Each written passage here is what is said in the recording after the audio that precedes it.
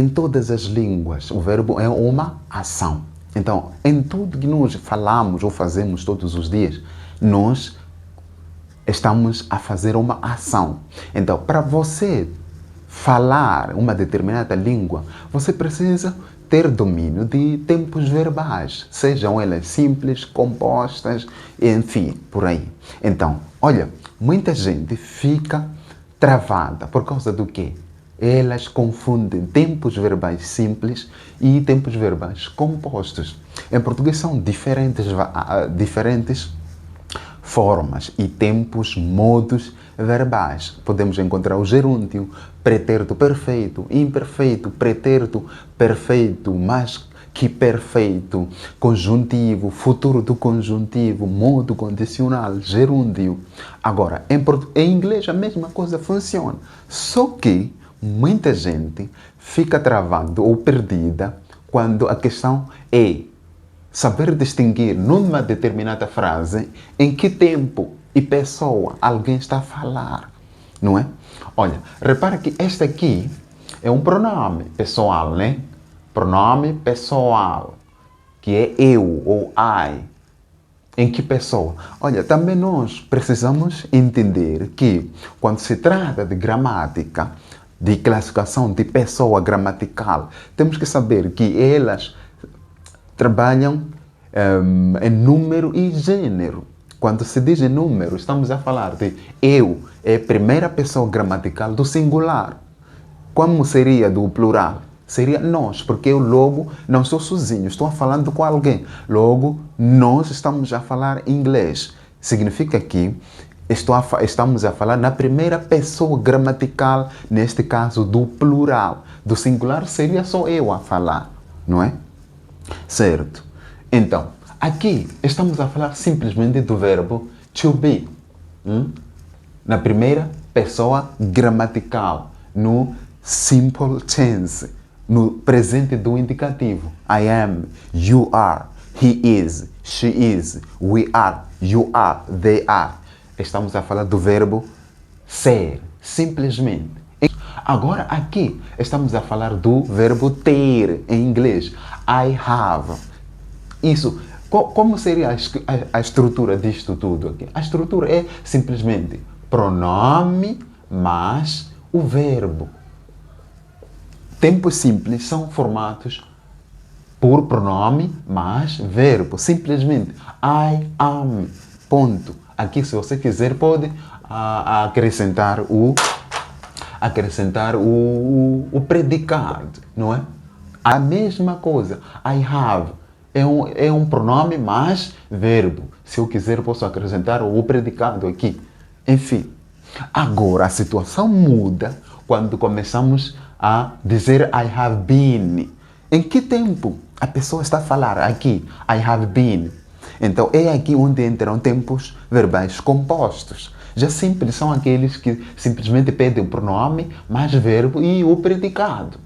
Já nos tempos compostos, nós usamos mais que um elemento, que é uma estrutura acompanhada pelo pronome, depois o verbo auxiliar, depois passado particípio de um determinado verbo. Neste caso aqui, o verbo ser, no passado particípio. Então, em que tempo? Que tempo é este aqui? I have been. É simples. Este chama-se present perfect. Presente perfeito. Present perfect. Como é que funciona a estrutura? É simplesmente pronome, present perfect. Está aqui. É constituído pelo pronome, não é? Pronome, está aqui. Pronome mais verbo auxiliar. Neste caso, verbo auxiliar, mais passado particípio, past participle, do verbo been, do verbo ser. Então, depois você pode colocar o predicado, o predicativo do sujeito até lá, present perfect. Aqui é só uma questão de mudar o verbo do presente para o passado. É a mesma coisa, past perfect.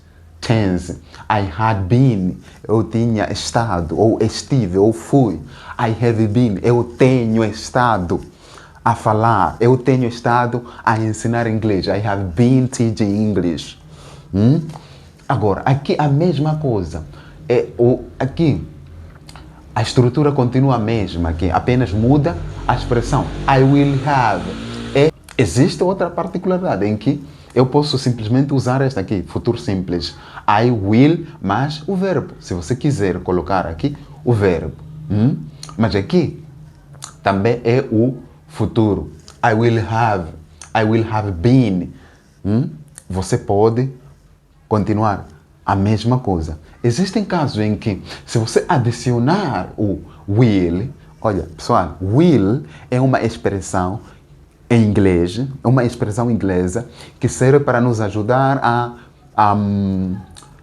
a expressar uma ação futura. É diferente do português. Futuro, nós precisamos entender que em inglês, em português, existe futuro simples e futuro próximo. Futuro próximo é aquele que nós usamos também verbo auxiliar, que é ir. Eu vou dar aulas. Isso significa que daqui a algumas horas. Mas se é uma ação de um futuro um pouco lógico, daqui a 2 anos, a 1 ano, então não é futuro próximo, é futuro simples.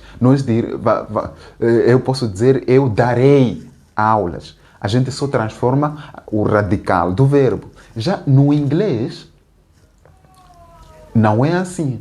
No inglês, para você expressar uma ação futura do futuro próximo, você também vai usar o verbo ir em inglês.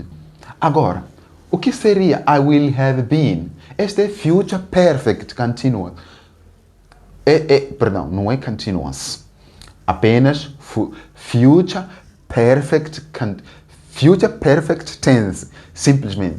Para expressar um futuro um pouco já fora dos tempos simples, você usa essa estrutura. Pronome mais expressão will have mais passado particípio been, do verbo ser, logo para expressar um futuro future perfect, futuro perfeito. A estrutura é essa. I will have been, depois Então, como é que seria Olha, em inglês existem 12 formas verbais, tempos verbais, que podem nos ajudar a falar normalmente. Atenção, ainda não incluímos o modo condicional, não é? Conditional. Existe o zero conditional tense, first conditional tense, second conditional tense e third conditional tense. Ainda não falamos do present progressive, presente continuado, ou melhor, gerúndio. Aqui ainda, note aqui, por exemplo, eu coloquei aqui I have been plus verb plus ing, não é? Este, então, é o que se chama future perfect continuous tense. Então, este é o futuro perfeito, progressivo, não é? Que a estrutura é esta aqui. I will have been eating. Olha, eu só quero simular um exemplo aqui deste tempo aqui. Por exemplo, I will have been eating. Eu terei estado a comer. Enquanto vou dar aula, enquanto você chega aqui para assistir a aula, eu vou estar a comer.